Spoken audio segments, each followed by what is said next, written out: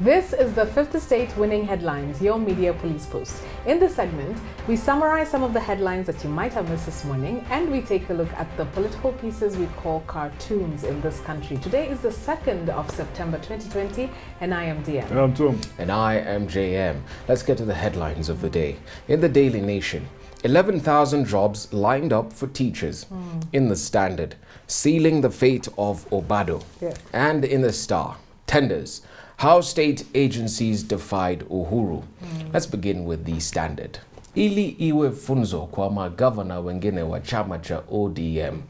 Mwenyekiti wa hii party, John Mbadi, amepatia Governor Obado ultimatum to resign or be impeached on account of accusations of corruption. Now that he is facing corruption charges, as you would know, precedent dictates that he must not access his office. The decision was arrived at, we are told in the paper, after consultation with 37 out of the 41 invited MCAs of the county. Yeah. Now, additionally, the paper tells us that the Deputy Governor, Mahanga Mwita, has been sidelined in the same way that the Deputy Governors of Nairobi and Kiambu have been had been sidelined. In the recent past, he has been denied access to his office, and even his official car has been taken away from him. Yeah. Now, I've got two observations I'd like to make here. Number one, it would appear that Governor Obado has been behaving like Ferdinand Waititu and Mbuvi Sonko. And you know the remedy for such defiant and hard-headed governors is Jeshi, Jeshi, Jeshi.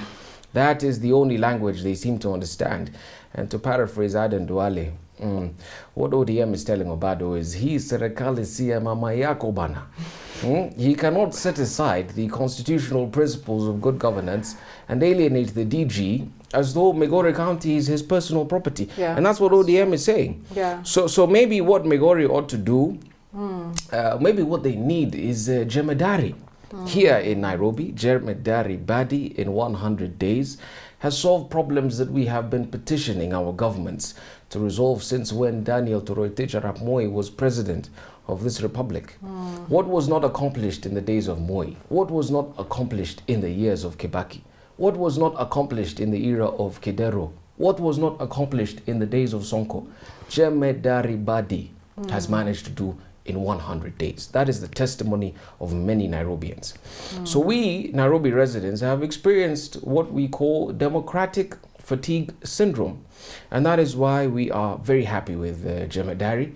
And the residents of Migori should also petition the president to second Jemedari for the remainder of the 5-year term. They will be amazed at what can be done if the county is headed rather by the Jeshi types.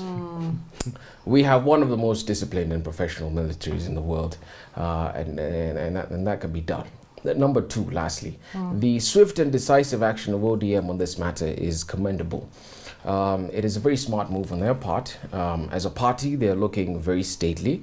They are passing a message to the nation that as a party, they can exercise good judgment, that they can be trusted to govern the country when the time comes, and it is soon coming. I don't know if you guys have any passionate thoughts. You know, when you started speaking, Jem, I thought that Gideon Moi has joined this broadcast. Swahili ni lugha ya taifa. Sometimes we can express ourselves in it, isn't it? DM, I'm equally surprised, pleasantly. But yes, JM, we need someone who has, and people, for that matter, who have a high GSD. Absolutely. High is get poop done.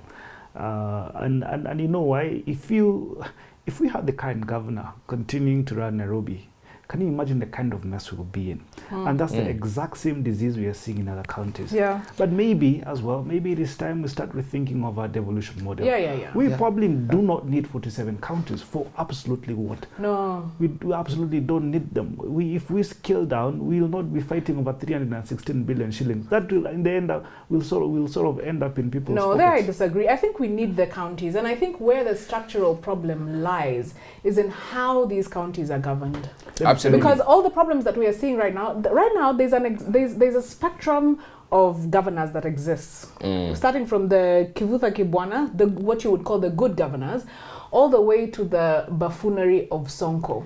However, a lot of them tend to be in that direction, in the Sonko direction. And what the Constitution has done with this architecture of governance in the county level is it has just created little kingdoms, and now we have little kings who are not benevolent, they're just extractive. And perhaps we should rethink who it is that heads the counties. We should have little presidents, not little kings. Perhaps they should be appointed. DM, you've even done the bidding for me. Let me explain it this way. You know, Nairobi gets 36 billion shillings a year. Now, the Nairobi Metropolitan Services, in 1 year, will build 22 hospitals at a cost of 700 million shillings. To build one, level 4 hospital costs about the same amount of money. That fellow, our governor, has not built a single hospital. Now, if you have someone who has no political ambitions in the county, and you have someone who will be able to get stuff done military style, this country will see services that we have not seen before. Absolutely. And that's why I'm saying, if we take the politics away from it, because devolution has a little bit to do with political animals, we are going to sort out our mess in no time. And maybe that's why we need generals leading some of these they're not building hospitals, they're building little palaces for themselves and dressing up in royal regalia. Absolutely. It's untenable, it's unsustainable. Absolutely. We have a 3-part criteria that we use to assess the headlines. Are they topical or speculative, repetitive or groundbreaking, and finally thoughtful or just plain lazy? Brilliant headline. I think this is a brilliant headline. So I say we put that in the parking bay as we consider the star. Absolutely. Tenders, how state agencies defied Uhuru. Now, the Star is telling us that in a June 14, 2018 executive order, President Kenyatta asked all ministries, state departments, and agencies that the particulars of the winning bidders, including their directors and shareholders, be made public. Also to be publicized with the technical and financial capacity of the winning firms. Literally what they're saying is that every single process, the tendering process, should have been made public according to the executive order. But also have a rejoinder. You see, in the times of Corona, this is not stuff that you actually put out and have a 2-3 week or 3-month tendering process, because it's an emergency. It's come 3 months before the end of financial year. For goodness sake, they had not planned for it. So you have to go into direct procurement, get someone who's on the list that can do this procurement at a very fast rate in order to save lives. And I think that is largely what happened. Okay. I think we can put that in the parking bay as we look at the Daily Nation, 11,000 jobs. Yeah, and the Daily Nation, we are on education, and the Nation is telling us that there's a chronic staffing problem in public schools, and it is for this reason that 11,574 teachers have been recruited by the TSC to be sent to the primary and and secondary schools, and another 1,000 will be promoted. And then, of course, there's emerging problems as we prepare, or as the Ministry of Education prepares to open up after Corona and for children to return back to school and students. There'll also be the need to observe social distancing in class. And this is the same Education Ministry that was not able to meet the 1:40 ratio. But then now, with social distancing, there'll need to be more teachers for smaller classrooms. So that is a problem that is being grappled with. I mean, even before the coronavirus hit, and you're always saying it to him, there's always a crisis in the education sector. If we're not talking about politics and corruption, we're talking about education. We're talking about education. But for the first time, the nation has said something positive. We need a clap. Let's clap. Well done, nation. Indeed, absolutely. Okay, so whom do we award the winning headline? I would say the Standard. I would say the Standard. So on that account, let's toss the Star and the Daily Nation and onto the political pieces that we call cartoons in this country. We've got a 3-part criteria that we use as well. Are they humorous or dry, satirical or pessimistic, and effective or just plain lazy? Shall we begin with the Daily Nation? Daily Nation, you have Ozone. And is it Ndula or Ozone? It's Ndula, actually. Good news, it's a drawing of a pig that has a big belly, and it's on a graph. And there is a curve there that has roped itself around the belly of the pig, and the pig is holding it. And the caption there is good news, the curve is now flattening. He should have written the curve is fattening. Yes. But I think this is pessimistic. Literally, even if there's good news, it has to be spun around a pig. They're trying to, because if you see the y-axis of the graph is donor funding, on the x-axis is daily infections. Jesus Christ, these fellows are so pessimistic sometimes. Look, yes, corruption might have happened, but show me that a single coin that people have said was stolen from KEMSA. Show me one instance of corruption that has happened that can actually be proven. I think the media has led all of us on this toxic campaign, showing that COVID has happened, and yet this COVID pandemic has been handled so well by government. There's no reason. I mean, the curve of infections is actually coming down. Yeah, the number of infections daily are coming. The number of people dying is coming down. On that account, nobody wants to say that story. On that account, we toss it. Yeah, we toss it, absolutely. And in the Standard, we have the perpetual candidate, a caricature of Raila Odinga pulling out a rabbit that is in his likeness from a hat-labeled referendum.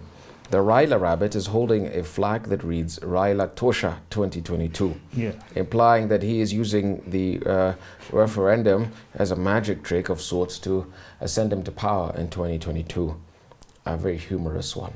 It is. Is it because Murabe spilled the beans and said that Raila would be the most suitable and deserving candidate? Raila himself should stop being coy and come out and say, I mean, we expect it. We don't even know how to do an election without Raila anymore. Absolutely. He's the permanent candidate. A good one. I think we put that in the Parking Bay. Yeah. In the Star, there is a thief, once again, cartels with a big bag, presumably full of money, and his face is covered. And it says, and there's a newspaper in front of him which says, it will cost 1 billion to mask our children. So the guy is saying, goodbye, Health Ministry.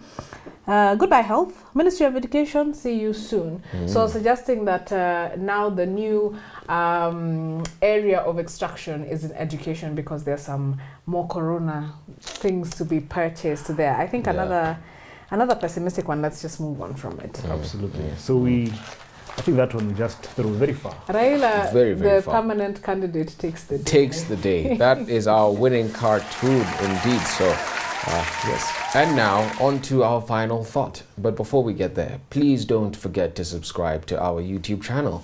And so, what is our final thought? And now, our final thought. It is inspired by a book entitled Escape from Rome, The Failure of the Empire and the Road to Prosperity by Walter Schittel.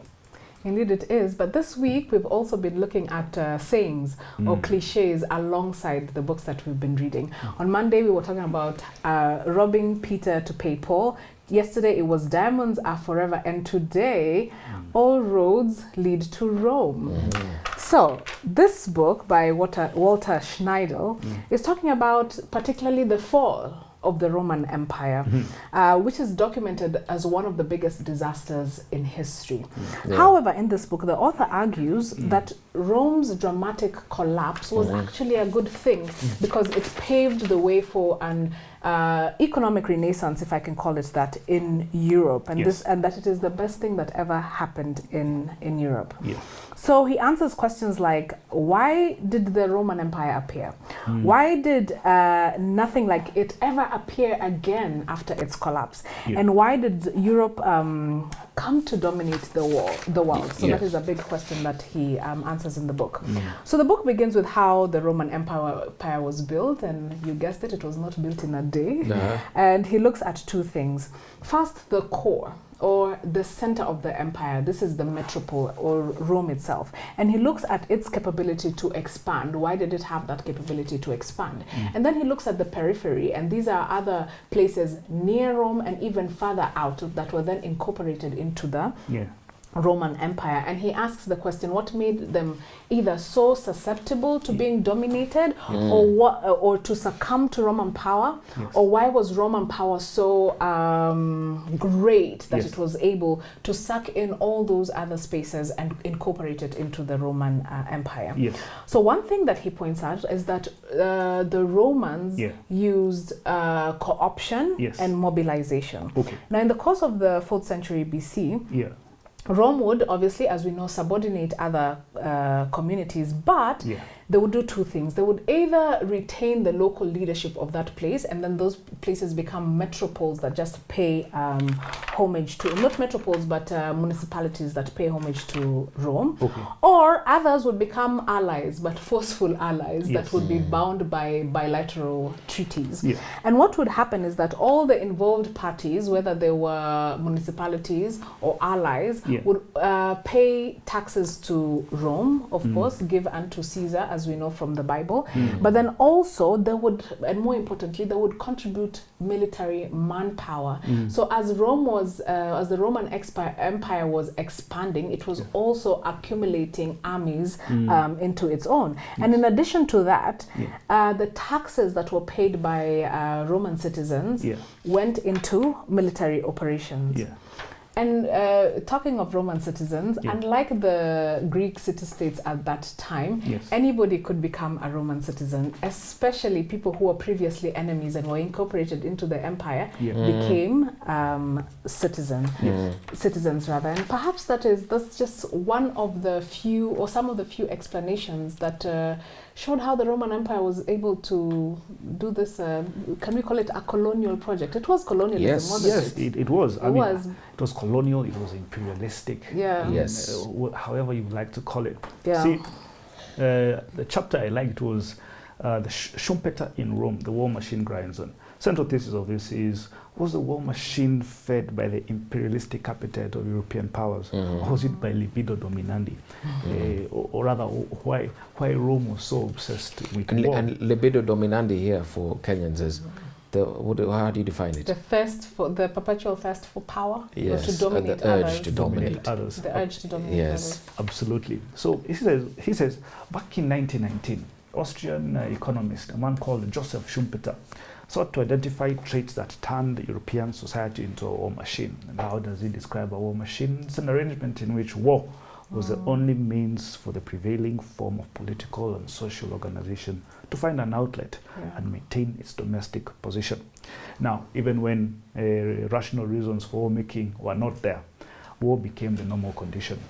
To take the field was a matter of course. The reasons of doing so were of little importance, right? And he says, created by wars that required it, the machine now created the wars it required. And this generated, made Schumpeter say this, that objectless disposition on the part of the state to unlimited forcible expansion. What's his point here?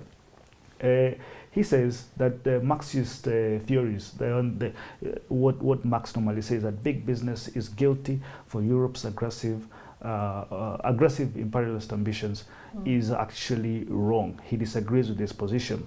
According to him, both state and big business are to blame for Europe's aggressive imperialist conditions.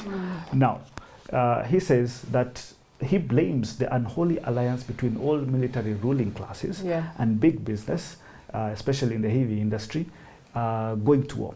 All right, and he says that both had to benefit from each other. The state wanted to maximize on the territory it earned, knowing very well that big business will be there, anticipating big business.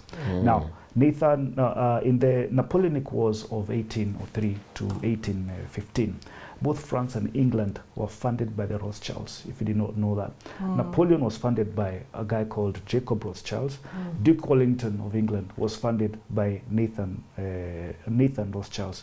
And they had designed it in a way that whichever way they funded, they were going to profit from both wars. And I'd like to end by, it was a sort of shame, but I mean it was very realistic, that Nathan Mayer Rothschild said, buy when there is blood on the streets, even when there is blood in your own. Meaning that war is fair game. Whichever way you fund it, for as long as you're going to benefit. It's all money, huh? It's all money. Very interesting. I don't know where to begin. I think let me say first of all that all roads do indeed, intellectually speaking, conceptually speaking, still lead to Rome even today. Now let me speak ever so briefly about the vestiges of the Roman Empire. And I'll talk about four things. The first is governance. colonization, the principle of colonization, the methodology, the practice of colonization was perfected by the Romans. They had one of the most vast empires across Europe, and indeed even the breakaway nations after the collapse of the Roman Empire are still very much carved in the image of Rome. And even the way that we were colonized as Africa, by extension, it was still using the blueprint of the Roman Empire. Of the Roman Empire. Yeah. Now, compared to the Greeks, the Romans were much more pragmatic administrators than great thinkers. The Greeks were some of the foremost intellectuals this world has ever seen, second only rather to the ancient Egyptians who were Negroes, as you would know. So the Greeks really set the foundation intellectually, and then the Romans came and just perfected and implemented everything that the Greeks had thought through. They did that very well. So they're the doers. Precisely, they were the doers, and they perfected that art of doing. Number two, religion. If you're a Christian today, you can trace that Christianity back to the Roman Empire. Language, if you speak Spanish, French, Italian, Portuguese, Romanian, Catalan, and any other language, you're speaking modernized Latin. And even English was heavily influenced by Latin. Science and medicine, those fields also a great part, the terminology that we use also borrows from Latin and the concepts laid during the Roman Empire. And then law. Probably one of the most obvious ways in which we carry on that Roman legacy. Much of Western law dates back to Rome. Pick up any legal book and you see how many Latin terms are in there. And then obviously there's the architecture, there's the art, the units of measure that we use, some philosophical elements, and so on and so forth. So the Romans still rule the world, and the Greeks. But don't forget, it is still the ancient Egyptians, the Africans of old, who set it all. Who were the true blueprint. We set the true foundation. And then the Greeks came, and then the Romans came to perfect it. That's true. And here we are today. I think Christians know very well the political structure of the Roman Empire, because when Jesus walked the earth, and if you read in your Bible, he was in the province of Judea. And the governor was Pontius Pilate, who of course is known for having executed the crucifixion of Christ.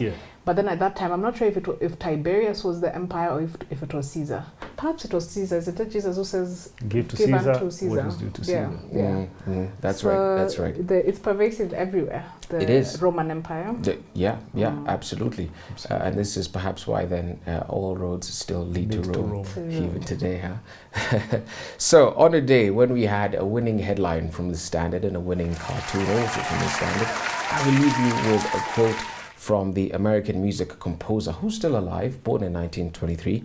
His name is Ned Rorem. And he says, and this is in the context of the fall of Rome, he says, "It isn't evil that's running the earth, but mediocrity. The crime is not that Nero played while Rome burned, but that he played badly." Reflect on that, research on that. It is a profound one. Think over it. Don't forget to subscribe to our YouTube channel. We're also on your TV screens, Pang Free to Air, Star Times, and Go TV. Have a good evening.